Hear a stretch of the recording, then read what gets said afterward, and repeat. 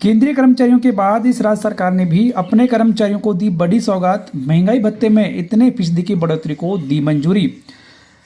राजस्थान सरकार ने अपने कर्मचारियों और पेंशन भोगियों के लिए एक महत्वपूर्ण घोषणा की है। केंद्रीय कर्मचारियों के महंगाई भत्ते और पेंशन भोगियों के महंगाई राहत में 1 जनवरी 2025 से 2% की बढ़ोतरी के बाद राज्य सरकार ने भी अपने राज्य कर्मचारियों और पेंशन भोगियों के महंगाई भत्ते में 2% बढ़ोतरी करने को मंजूरी दे दी है। इस निर्णय के बाद राजस्थान में सरकारी कर्मचारियों का महंगाई भत्ता और पेंशन भोगियों का महंगाई राहत 53% से बढ़कर 55% हो जाएगा।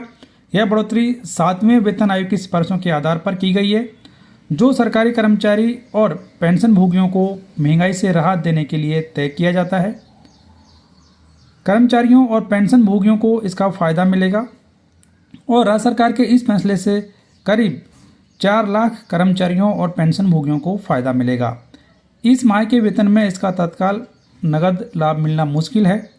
राज्य सरकार के अधिकारियों का कहना है कि इस बढ़ोतरी की राशि कर्मचारियों के जीपीएफ खाते में जमा की जाएगी, वहीं पेंशन भोगियों को इसके लाभ का नगद भुगतान किया जाएगा। लेकिन आगे ये भी बताया गया कि राज्य सरकार के इस फैसले से सरकारी खजाने पर करीब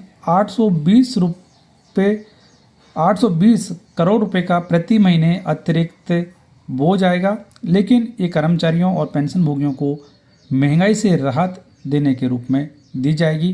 तो केंद्रीय कर्मचारियों के बाद अब राज्य सरकार ने भी अपने कर्मचारियों को बड़ी राहत देते हुए उनके महंगाई भत्ते में 2% बढ़ोतरी करने को मंजूरी दे दी है।